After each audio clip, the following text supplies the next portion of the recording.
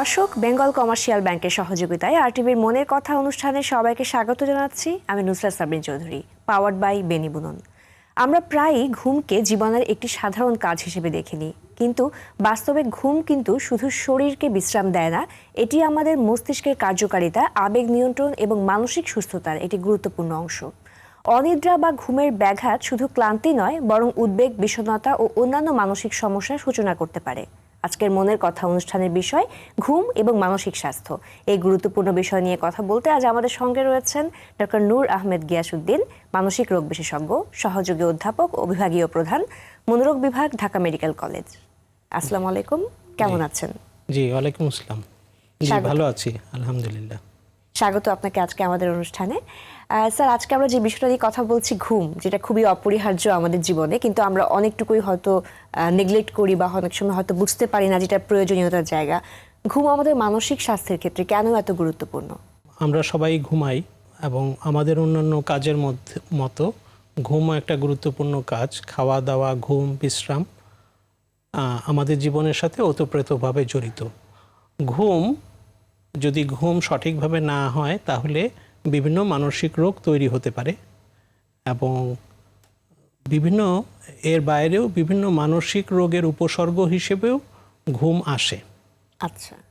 এবং এর বাইরেও কিছু কিছু রোগ আছে যেগুলোর উপসর্গ হিসেবে ঘুমের স্বল্পতা অথবা ঘুমের আধিক্য দেখা দেয়। এই সব কারণেই ঘুম একটা মানুষের স্বাভাবিক জীবনযাপনের জন্য গুরুত্বপূর্ণ এবং তার কোনো রোগ হয়েছে কিনা সেটা বোঝার জন্য ঘুম পরিমাপ করা এবং পর্যাপ্ত ঘুম নিশ্চিত করা গুরুত্বপূর্ণ। একদমই তাই। স্যার, ঘুমের অভাব কোন ধরনের মানসিক সমস্যা বা আচরণগত পরিবর্তন ঘটাতে পারে? ঘুমের অভাব বিভিন্ন কারণে হতে পারে এবং ঘুমের কারণে মানুষের বিভিন্ন আচরণের পরিবর্তন দেখা যায়। যদি আমরা একটা মানুষকে পর্যাপ্ত ঘুমাতে না দেই অথবা সে বিভিন্ন কাজের চাপে পর্যাপ্ত ঘুমাতে না পারে, তাহলে তার মেজাজ খারাপ হয়ে যায় এবং দীর্ঘমেয়াদী ঘুমের স্বল্পতার কারণে উদ্বেগাধিক্য বা টেনশন বা অ্যাংজাইটির রোগ, মানসিক অবসাদ বা ডিপ্রেশন, এই ধরনের রোগ এবং বিভিন্ন ধরনের ট্রমা বা মানসিক স্ট্রেস থেকে যে রোগ হয় সেগুলো দেখা দিতে পারে। এবং মাদকাসক্তির ক্ষেত্রেও কিন্তু আমরা দেখি যে ঘুম অনেক কম হয় বা কম ঘুমায়। জি জি, এটা একটা গুরুত্বপূর্ণ বিষয় যে মাদকাসক্তিতে আক্রান্ত যেই রোগীরা তাদের ঘুম কম হয়। এটা তারা যে উপাদানটি নেশা করার জন্য গ্রহণ করে সেই উপাদানের আধিক্যের জন্য হতে পারে।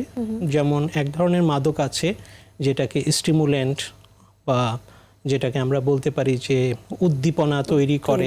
আমরা সাধারণ মানে বাজারে যেটা ইয়াবা হিসেবে পরিচিত, বাজারে যেটাকে ইয়াবা অথবা কিছু কিছু চলতি ভাষায় ওইটাকে ডাকা হয়। এই ধরনের ওষুধে তাদের ঘুম কমে যায়। দ্বিতীয় আরেকটা কারণে মাদকাসক্তি আক্রান্ত ব্যক্তিরা ঘুমের কম হতে পারে যখন তারা ওই নেশাটা গ্রহণ করতে পারে না, তখন এটার একটা উইথড্রয়াল বা পরিত্যাগের কারণে যে উপসর্গ হয় সেটার কারণে তখন তাদের ঘুম কমে যেতে পারে। কম ঘুমালে আমরা দেখছি অনেক সময় বিরক্তি ভাব তৈরি হয় এবং হঠাৎ করে রেগে যাওয়া, ইম্পালসিভিটি, এই বিষয়গুলো কি আসলে সাথে সামঞ্জস্যপূর্ণ? জি, কম ঘুমালে, পর্যাপ্ত ঘুম না হলে মানুষের শারীরবৃত্তীয় কার্যক্রম ব্যাহত হয়।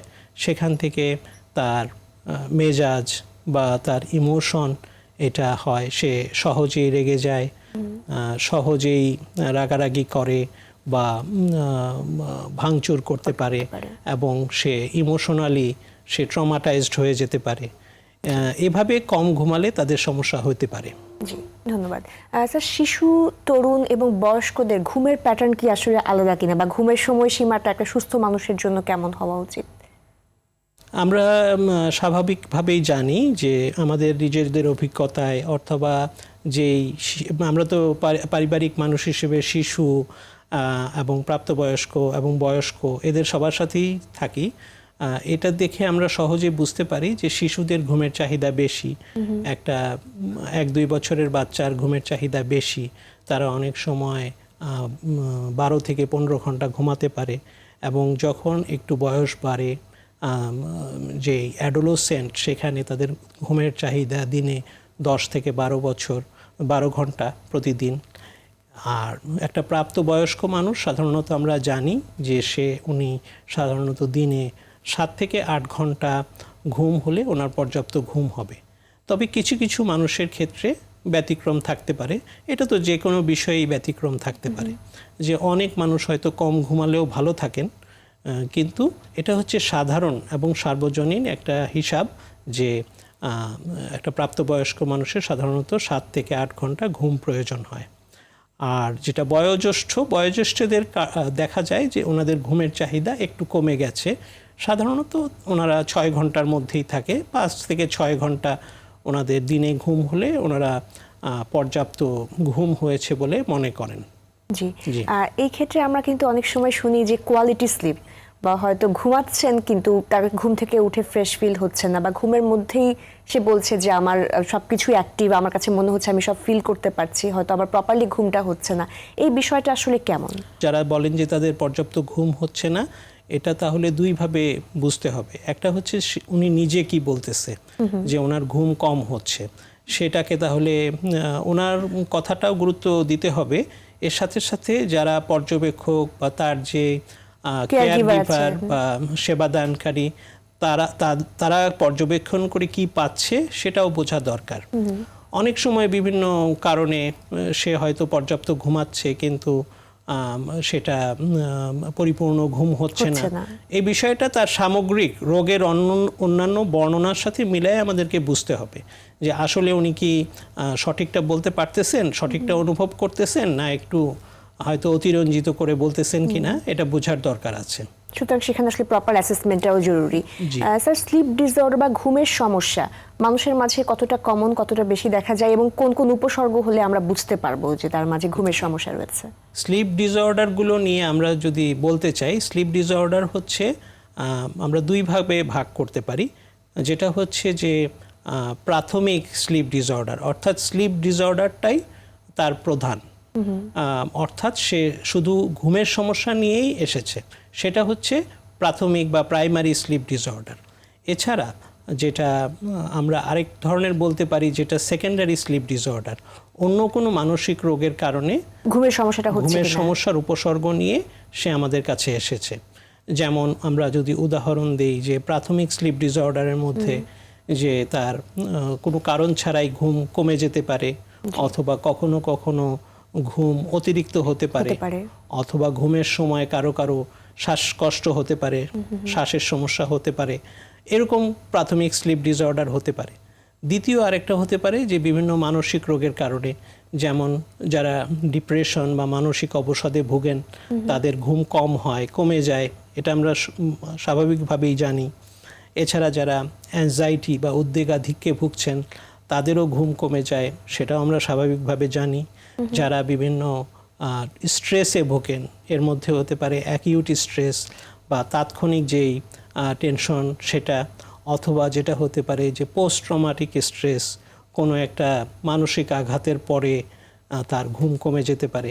এভাবে বিভিন্নভাবে নিদ্রাজনিত রোগীরা আমাদের কাছে তাদের উপসর্গ উপস্থাপন করতে পারেন। জি, সময়ের সঙ্গে সঙ্গে আমরা দেখি অনেকেই বলে যে বয়সের সাথে সাথে ঘুমটা আসলে কমে আসে, এবং বয়স্কদের মাঝে আমরা নিদ্রাহীনতার এই বিষয়টা অনেকটুকুই দেখি।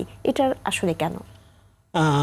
এটার বয়স্কদের মধ্যে নিদ্রাহীনতা অনেক ক্ষেত্রে আমরা আগে একটু আলোকপাত করার চেষ্টা করেছি যে সাধারণত তারা 5 থেকে 6 ঘন্টা দিনে ঘুমালেও তাদের জন্য অনেক ক্ষেত্রে যথেষ্ট।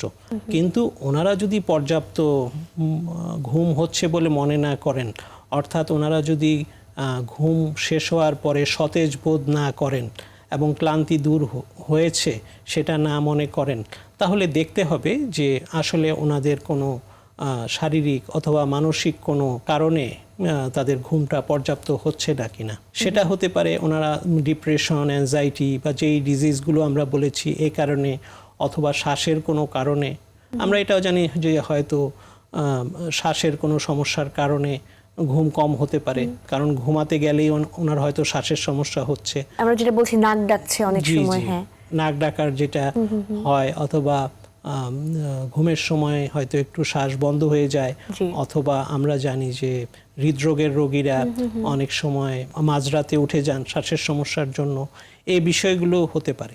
সেই জন্য বয়স্ক রোগী যদি ঘুমের সমস্যার কথা আমাদেরকে বলেন, সেটাকে যথাযথভাবে পর্যবেক্ষণ করে এবং রোগের বর্ণনা লিপিবদ্ধ করে সেটা সমাধান দিতে হবে। জি, ধন্যবাদ স্যার। এই যে ঘুমের মধ্যে যে শ্বাসের যে সমস্যাটা, এটা কিন্তু আমরা এখন খুব অপেক্ষাকৃত তরুণদের মাঝেও কিন্তু অনেকেই দেখতে পাই, এবং নাক ডাকছে, এবং সেই ক্ষেত্রে কিন্তু তারও ঘুমের কিছুটা সমস্যা হচ্ছে, এবং পাশে হয়তো বা কেয়ার গিভার বা যারা আছেন তাদেরও অনেকের ক্ষেত্রে সমস্যা হয়। এটা কি কোনো পার্টিকুলার কোনো স্লিপ ডিসঅর্ডার, বা সেই ক্ষেত্রে চিকিৎসা ব্যবস্থাটা আসলে কি হয়?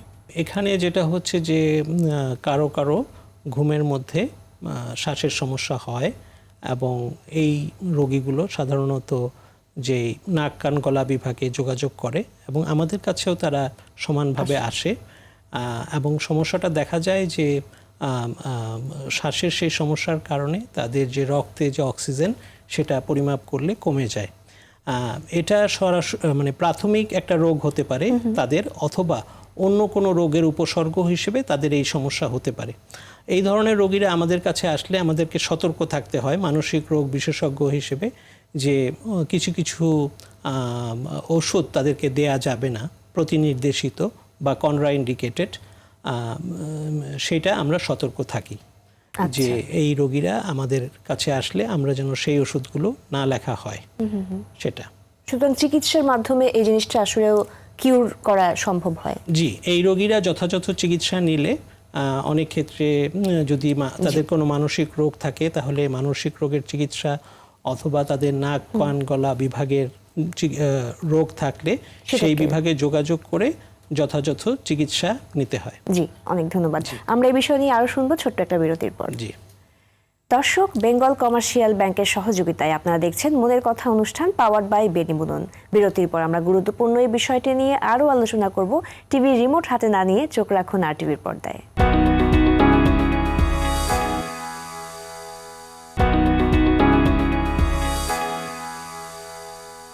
বিরতির পর আবারও সবাইকে স্বাগত জানাচ্ছি বেঙ্গল কমার্শিয়াল ব্যাংকের সহযোগিতায় মনের কথা অনুষ্ঠানে, পাওয়ার্ড বাই বেনিবুনন। আজকের পর্বের বিষয় ঘুম এবং মানসিক স্বাস্থ্য। আমাদের সাথে আছেন মনোরোগ বিশেষজ্ঞ ডক্টর নূর আহমেদ গিয়াসউদ্দিন। স্যার, আমরা অনেকগুলো বিষয় নিয়ে আসলে কথা বলছিলাম। সবাই কিন্তু আমরা জানি যে ঘুমের একটা নির্দিষ্ট প্যাটার্ন সবার আছে। এই প্যাটার্ন থেকে যদি আমরা হয়তো বা ঘুম সেভাবে করে না হয়, বা বায়োলজিক্যাল ক্লকের একটা ব্যাপার রয়েছে, তো এই বিষয়গুলো আসলে কিভাবে কাজ করে আমাদের দৈনন্দিন জীবনে, আমাদের ওয়েলবিং এর ক্ষেত্রে, ভালো থাকার ক্ষেত্রে?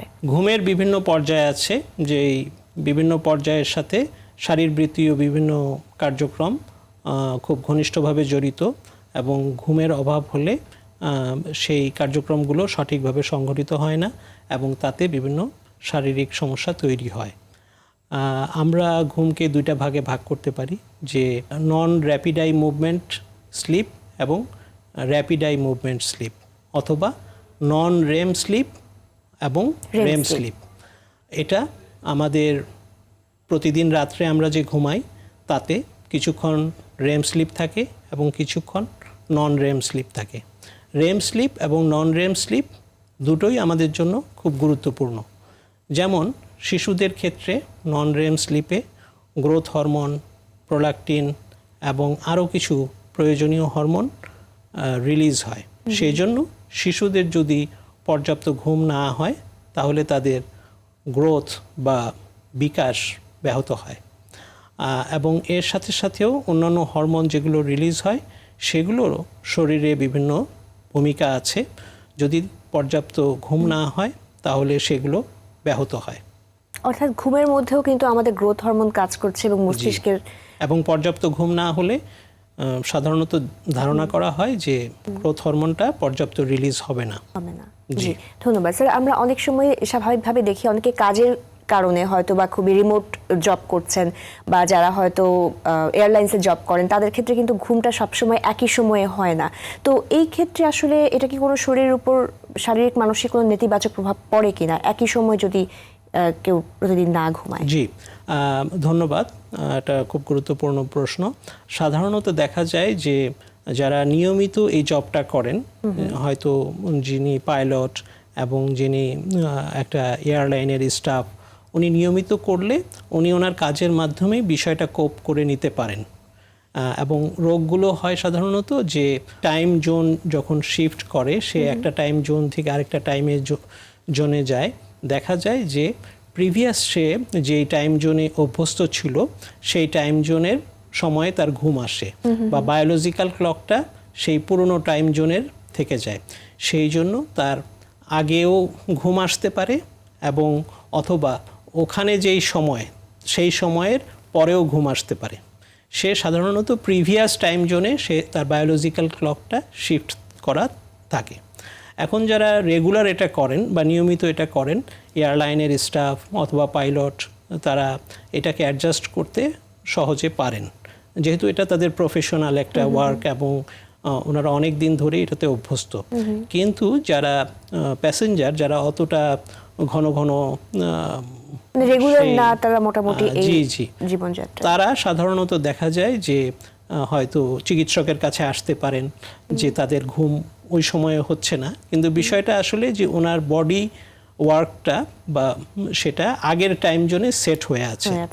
এখন আমাদের এখানে তাকে আমরা বলতে পারি যে একটু সময় দিতে, কয়েকদিন অপেক্ষা করতে, এবং হয়তো কিছু আমরা স্বল্প সময়ের জন্য কিছু সিডেটিভ ওষুধ অথবা আরেকটা ওষুধ আছে যেটাকে মেলাটোনিন, যেটা বডির নিজস্ব ঘুম তৈরি করে এমন একটা উপাদান, এই ধরনের ওষুধ সাজেস্ট করি এবং দেখা যায় যে এটা স্বল্প মেয়াদি থাকে এবং সহজে তারা এটা মানায় নিতে পারে। জি, ধন্যবাদ স্যার। ঘুমের ওষুধের ক্ষেত্রে আমাদের কিন্তু অনেক স্বাভাবিকভাবে স্টিগমার জায়গাও রয়েছে, আবার অনেক যুক্তিও রয়েছে যে এটা অনেক বেশি নির্ভরশীলতা তৈরি করে যদি লম্বা সময় আসলে ইউজ করা হয়। তো অনেকেই দীর্ঘমেয়াদে হয়তো ঘুমের ওষুধ ইউজ করে যাচ্ছেন ফার্মেসি থেকে নিয়ে, বা হয়তো প্রেসক্রাইব ড্রাগ, কিন্তু সে হয়তো আর ফলো আপে আসছে না। এটা দীর্ঘমেয়াদে কি ধরনের নেতিবাচক প্রভাবগুলো পড়ে সেই বিষয়ে যদি জানতে চাই। ঘুমের ওষুধ যেটা হয় যে এটা টলারেন্স ডেভেলপ করে খুব দ্রুত, অর্থাৎ আগে যেই মাত্রায় নিলে ঘুম আসতো সেটা কিছুদিন পরে সেই মাত্রায় আর ঘুম আসে না, তখন ঘুমের ওষুধটার পরিমাণ বাড়াতে হয়। সেই সমস্যাটা থাকে এবং এই জন্য কখনোই কোনো অবস্থাতেই চিকিৎসকের রেজিস্টার্ড চিকিৎসকের ব্যবস্থাপত্র ব্যতীত ঘুমের ওষুধ গ্রহণ করা উচিত না, কারণ এই টলারেন্সের সমস্যা এবং এই টলারেন্সের পরে তাদের একটা ডিপেন্ডেন্স বা নির্ভরশীলতার সমস্যা এবং মিসইউজের সমস্যা দেখা দেয়। স্যার, ঘুমের ওষুধের কি এমনি কোনো পার্শ্ব প্রতিক্রিয়া রয়েছে, বা থাকলে সেগুলো কি কি? তো যে কোনো ওষুধেরই পার্শ্ব প্রতিক্রিয়া থাকতে পারে, এবং যে কোনো ওষুধই যদি আমরা কম মাত্রায় নেই তাহলে সেটা কাজ করবে না, আর যদি আমরা বেশি মাত্রায় নেই এটা একটা অনেকটা পয়জনিংয়ের মতো কাজ করবে। সেই জন্য আমি যদি সঠিক মাত্রায় ঘুমের ওষুধ গ্রহণ করি তাহলে আমরা ধারণা করব যে সেভাবে তার কোনো পার্শ্ব প্রতিক্রিয়া হবে না। কিন্তু যদি আমি অতিরিক্ত মাত্রায় নেই তাহলে পয়জনিংয়ের মতো যেটা হয় যে তার একটু ডেলিরিয়াম, অর্থাৎ সে নিজেকে বুঝতে পারবে না, এলোমেলো হয়ে যাওয়া, এই বিষয়টা তো ঘটতেই পারে। একদমই একদমই তাই। স্যার, এই ক্ষেত্রে জানতে চাই যে স্লিপ হাইজিন, আমরা সবসময় টার্মটা শুনে আসি, এটা আসলে কি, এবং মানসিক স্বাস্থ্য ভালো রাখতে স্লিপ হাইজিনের ভূমিকা কতটা গুরুত্বপূর্ণ? হ্যাঁ, আপনি এটা খুব গুরুত্বপূর্ণ প্রশ্ন করেছেন। আসলে স্লিপ হাইজিনের বিষয়টা আমাদের জনসাধারণের মধ্যেও এটা সম্বন্ধে সচেতনতা দরকার, যে কোন পরিবেশে আমরা ঘুম করতে পারবো, অথবা ঘুমের সঠিক স্বাস্থ্যবিধির নিয়ম কি। ঘুমের জন্য সবচেয়ে ভালো বিষয় হচ্ছে যে আমি একটা সুন্দর পরিবেশ নিশ্চিত করব, যেখানে কোনো কোলাহল থাকবে না, চুপচাপ থাকবে, লাইট কম থাকবে অথবা লাইট বন্ধ থাকবে, এমন একটা পরিবেশ নিশ্চিত করব। এর ছাড়াও আমি আরও কিছু নিয়ম মেনে চলব, যেমন আমি ঘুমানোর সময় ছাড়া বিছানায় যাব না, এবং হচ্ছে যে ঘুমানোর আগে কোনো ধূমপান তো করা উচিতই না, অনেকে আবার ঘুমানোর সময় ধূমপান করেন বা আগে করেন, সেগুলো করা যাবে না। উত্তেজক পানীয় যেমন ক্যাফেইন বা চা বা কফি, যেগুলোতে ক্যাফেইন বা উত্তেজক উপাদান থাকে, সেগুলো ঠিক ঘুমানোর আগে খাওয়া যাবে না। ঘুমানোর ঠিক আগে ভারী খাবার দাবার করা যাবে না, খাওয়া দাওয়াটা একটু আগে করতে হবে, এই বিষয়গুলো আমরা মেনে চলি। এছাড়াও দিনে আগে আমরা যদি হালকা এক্সারসাইজ করি তাহলে আমাদের যে ঘুমের সময় সাধারণত রাত্রে, সেই সময়ে আমরা পর্যাপ্ত ঘুমাতে পারবো। এগুলোই মোটামুটি স্লিপ হাইজিনের বিষয়টা নিশ্চিত করে। জি, ধন্যবাদ। আমরা অনেক সময় দেখি যে ঘুম আসছে না, কিন্তু তারপরে এপাশ ওপাশ মানে বিছানাতেই আছি এবং সকল কাজ হয়তো আমরা বিছানাতেই করছি, খাচ্ছিও এখানে, পড়াশোনাও করছিও এখানে। এই বিষয়টা কি আসলে ঘুমের সাথে কোনো সম্পর্কিত বা সমস্যা তৈরি করে? জি জি, এই বিষয়টা মানে স্লিপ হাইজিনের কথাগুলো মেনে চললে আমরা এটা তো করতে পারবো না। যদি আমরা শুয়ে থাকি, ঘুম না আসে, তাহলে সাধারণত আমরা চিকিৎসকরা যেই পরামর্শটা দেই যে আপনি একটু হয়তো একটু মুখে হালকা পানি দিতে পারেন বা গা হাত পায়ে পানি দিতে পারেন, দিয়ে একটু হাঁটতে পারেন বা কোনো একটা কাজ করার থাকলে করতে পারেন। তারপরে আবার জি জি, বা যেটা রিল্যাক্সেশন নিতে পারি আমরা, করে আবার ঘুমানোর চেষ্টা করতে পারেন। জি, ধন্যবাদ স্যার। আমরা এখন দেখি যেহেতু আমরা সোশ্যাল মিডিয়ার সময় আমরা সবসময় হচ্ছে স্ক্রিন ইউজ করতে করতেই কিন্তু অনেক সময় ঘুমিয়ে পড়ি। এটা কি আসলে কোনো নেতিবাচক প্রভাব ফেলে কিনা আমাদের ব্রেনের মেকানিজম? এবং ঘুমের আগে যে স্ক্রিন ব্যবহার, আপনি বললেন ক্যাফেইন গ্রহণ বা অনিয়ন্ত্রিত জীবনযাপন কিভাবে আমাদের ঘুমের সমস্যাগুলোকে তৈরি করে বা ঘুমকে প্রভাবিত করে? বাচ্চারা কতটুকু স্ক্রিন টাইম ব্যবহার করবে, অনেকে সাজেস্ট করছে যে দিনে 1 ঘন্টা বা 2 ঘন্টা, এইভাবে বিভিন্নভাবে ভাগ করা হয়েছে। তবে সে যখন ঘুমাতে যাবে তখন স্ক্রিন টাইম একটা বিষয় হচ্ছে যে টেলিভিশন ছেড়ে ঘুমানো যাবে না।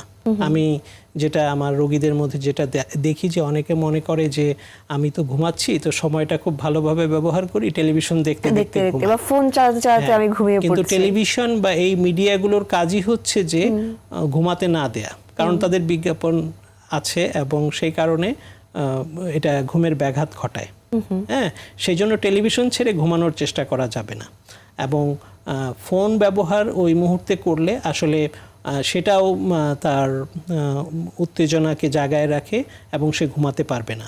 সেই জন্য টেলিভিশন এবং ফোন এগুলো বন্ধ করে তাকে ঘুমানোর চেষ্টা করতে হবে।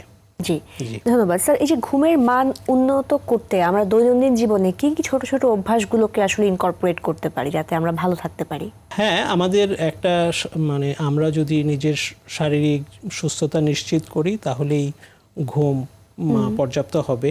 আমরা সঠিক সময়ে খাওয়া দাওয়া করব এবং একটা রুটিন মেনটেন করব যে আমি নির্দিষ্ট সময়ে ঘুম থেকে উঠে যাব, নির্দিষ্ট সময়ে খাওয়া দাওয়া করব, গোসল করব, ডিসিপ্লিন লাইফ যেটাকে বলে, বা প্রেয়ারের সময় প্রেয়ার করব। এরকম একটা ডিসিপ্লিন লাইফ হলেই সঠিক সময়ে ঘুম চলে আসবে এবং পর্যাপ্ত ঘুম হবে।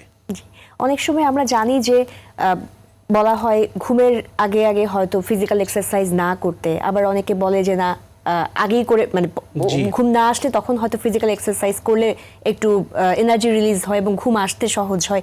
কোনটা আসলে ঠিক? আমরা যেই বইপত্রে যেটা দেখি এবং আমাদের রোগীদের মধ্যে যেটা দেখি যে সাধারণত ঘুমের ঠিক আগে আগে এক্সারসাইজ না করাই ভালো। সাধারণত ইন জেনারেল বলে যে আপনি এক্সারসাইজ করবেন, সেটা দিনের বেলা করলেই ভালো। ঘুমের সাধারণত 2-1 ঘন্টার আগে এক্সারসাইজ বা স্ট্রেনাস অ্যাক্টিভিটি না করাই ভালো, এটাই সাধারণত বলা হয়ে থাকে। তবে কারো কারো ক্ষেত্রে এটা ব্যতিক্রম থাকতে পারে। ধন্যবাদ স্যার। ডিপ্রেশন এবং উদ্বেগজনিত সমস্যায় ঘুমের সমস্যা অনেক বেশি দেখা যায়, আপনি বলছিলেন। আমরা যদি বিষণ্ণতা বা এই যে উদ্বেগ, এইগুলোকে যদি কমাতে চাই, কি কি কার্যকর পদ্ধতি বা টিপসগুলো আসলে আমরা আমাদের দৈনন্দিন জীবনে ফলো করতে পারি? ডিপ্রেশনে যেটা হয় যে এক ধরনের ঘুমের সমস্যা হয় যে তাদের ঘুমের পরিমাণ কমে যায় এবং এই রোগীদের ঘুম তাড়াতাড়ি ভেঙে যায়। আর অ্যাংজাইটি ডিসঅর্ডারে যেটা হয় যে তাদের ঘুম আসতে দেরি হয় এবং রাত্রে তারা ঘুমের মাঝে জেগে যায়। এই 2 ধরনের ঘুমের সমস্যা ডিপ্রেশন এবং অ্যাংজাইটিতে আলাদাভাবে দেখা যায়। তাদের ক্ষেত্রেও একই কথা যে তাদের যে ডিসিপ্লিনড জীবনযাপন করতে হবে, নির্দিষ্ট সময়ে খাওয়া দাওয়া করতে হবে এবং মৃদু এক্সারসাইজ করতে হবে, মানে মৃদু থেকে মাঝারি ধরনের এক্সারসাইজ করতে হবে এবং স্বাভাবিক জীবনযাপন চালায় দেওয়ার চেষ্টা করতে হবে। তাহলে শরীরের স্বাভাবিক নিয়মে তাদের ডিপ্রেশন এবং অ্যাংজাইটি কিছুটা কমে আসবে। স্যার, বিষণ্ণতা রোগ থেকে কিন্তু আমরা দেখি যে মানুষ আত্মহত্যা প্রবণতার দিকে চলে যায় এবং সুইসাইডও করছে। সেই বিষয়টা আসলে কেমন এবং আত্মহত্যাকে আমরা আসলে প্রতিরোধ করতে পারি কিনা? বিষণ্ণতার একটা উপসর্গ হচ্ছে যে নিজের ক্ষতি করার চিন্তা ভাবনা করা। যেই রোগীরা বিষণ্ণতায় ভোগেন ওনারা মনে করেন যে ওনাদের বেঁচে থেকে কোনো লাভ নাই এবং মরে যাওয়া ভালো, এরকম একটা ভ্রান্ত ধারণা তারা পোষণ করেন অন্তত ওই সময়টুকুর জন্য। এবং তাদের মধ্যে ওই সময় যখন নিজেকে ক্ষতি করার প্রবণতা আসে তখন তারা আত্মহত্যার দিকে ধাবিত হন। এই বিষয়টা যে আমরা সব সময় এটা সমাধান করতে পারি তেমন না। তবে বিশেষজ্ঞরা বলেন যে আমরা ঠিক যেই সময়ে তার মনের মধ্যে আত্মহত্যার একটা প্রবণতা কাজ করে তখন তাকে যদি আমরা নিবৃত্ত করতে পারি তাহলে দেখা যায় যে তার আত্মহত্যার যেই প্রবণতা সেটাকে উপশম করা যেতে পারে এবং উনি আত্মহত্যার পথ থেকে ফিরে আসতে পারেন। খুব স্বাভাবিকভাবে ঘুমের ওষুধ খেয়ে কিন্তু আত্মহত্যার চেষ্টাটা আসলে করা হয়। এই ফার্মেসি থেকে বা যে কোনো জায়গা থেকে ঘুমের ওষুধ যেরকম পর্যাপ্ত বা সহজলভ্যভাবে আসলে মানুষ পেয়ে যাচ্ছে, এটাকে আসলে কি করে নির্ধারণী জায়গা থেকে এটাকে কন্ট্রোল করা যায় বা নিয়ন্ত্রণ করা যায়? জি, আমাদের দেশে যেটা হচ্ছে যে আমাদের যেই রেগুলেটরি অথরিটি হয়তো জনবলের কারণে, অভাবের কারণে অথবা অন্য কারণে তারা হয়তো সঠিক নজরদারি করতে পারেন না। সেই জন্য কিছু কিছু ফার্মাসিউটিক্যাল রেজিস্টার্ড ডাক্তারের প্রেসক্রিপশন ছাড়াও অনেক সময় ঔষধ সরবরাহ করেন এবং আমাদের রোগীরা তাদের কাছ থেকে অবৈধভাবে এইসব ওষুধ সংগ্রহ করেন। আমরা যদি আমাদের নজরদারি বৃদ্ধি করতে পারি এবং যেই ফার্মাসিউটিক্যাল স্টোরগুলো আছে তারা যদি রেজিস্ট্রেশনের মাধ্যমে ওষুধগুলো সরবরাহ করে এবং তাদের ডাটাবেজে যদি এটাকে এন্ট্রি করে তাহলে তারা হয়তো এই বিষয়টা নিয়ন্ত্রণে ভূমিকা রাখতে পারে। একদমই, এবং আমরাও সেই আশাই রাখছি। স্যার, বিষণ্ণতার কথা যখন বলছিলাম, শিশুদের মাঝেও আমরা এখন দেখি বিষণ্ণতার বিষয়টা আসলে রয়েছে। তাদের মাঝে উপসর্গগুলো কেমন? এটা কি বড়দের থেকে আলাদা? হলে সেটা কেমন ভাবে হয়? জি, শিশুদের সাথে যেই শিশুদের মানসিক রোগ অথবা মানসিক ডিপ্রেশনের বিষয়টা বড়দের থেকে কিছুটা আলাদা হতে পারে। তবে অধিকাংশেই বড়দের ডিপ্রেশনের মতোই শিশুদেরও মন ভালো লাগে না এবং তারা যেই বিষয়টায় আগে আনন্দ পেত সেই বিষয়টায় তারা আনন্দ পায় না। এবং শিশুদের ক্ষেত্রে যেটা একটু রিমার্কেবল বা বলার মতো যে তারা অনেক সময় হয়তো ডিপ্রেশনটা বা মানসিক অবসাদটা সেভাবে প্রকাশ করতে পারে না, কিন্তু তারা একটু ইরিটেবল বা খিটখিটে মেজাজের হয়ে যেতে পারে। এছাড়াও তারা একটু চুপচাপ হয়ে যাবে, আগের মতো পড়াশোনায় মনোযোগ হারাবে এবং আগে যেরকম খেলাধুলা করতো বা বন্ধু বান্ধবদের সাথে মেলামেশা করতো সেই বিষয়ে আগ্রহ একটু কমতি দেখা দিবে। অথবা টেলিভিশনে হয়তো একটা ভালো প্রোগ্রাম তারা আগে দেখতো, সেটা দেখতে তার ভালো লাগবে না। অর্থাৎ ডিপ্রেশনের যেই মূল ফিচারগুলো আছে সেগুলোই সে প্রকাশ করবে, কিন্তু তার মতো করে। সেগুলো দেখেই আমরা আশা করি আমাদের অভিভাবকরা ধরতে পারবেন যে তার বাচ্চাটা ঠিক আগের মতো নাই, তার মধ্যে কিছু একটা ডিফারেন্স অথবা কোনো একটা ঘাটতি দেখা যাচ্ছে, পরিবর্তনগুলো আসছে। স্যার, শিশু এবং কিশোরদের মাঝে ডিপ্রেশনের ক্ষেত্রে চিকিৎসা পদ্ধতিগুলো আসলে কেমন হয়ে থাকে এবং এটা কতটুকু আসলে প্রগনোসিসটা কেমন? শিশু এবং কিশোরদের মধ্যে অনেক ক্ষেত্রে এই ডিপ্রেশনটা হচ্ছে যে তার কোনো পারিপার্শ্বিকতার কারণে। তাদের মধ্যে যেই কারণে ডিপ্রেশন হচ্ছে, হয়তো সে পড়ালেখা বুঝতেছে না অথবা পড়ালেখা তার কাছে খুব কঠিন মনে হচ্ছে, অথবা তার টিচার তার সাথে হয়তো একটু রাগ দেখাচ্ছে বেশি, বা স্কুলে কিন্তু আমরা বুলিংটা অনেক বেশি দেখি থাকি। অনেক ক্ষেত্রে দেখা যাচ্ছে যে তার বন্ধুরা তাকে বুলিং করছে। তাহলে তার যেই কারণে ডিপ্রেশন হচ্ছে সেই কারণটা খুঁজে সেটা সমাধানের একটা চেষ্টা করতে হবে। এর সাথে সাথে তাকে একটু কোয়ালিটি টাইম দিতে হবে প্যারেন্টসদের পক্ষ থেকে। তাকে একটু ঘুরতে নিয়ে যেতে হবে, তার সাথে একটু ভালো সময় কাটাতে হবে।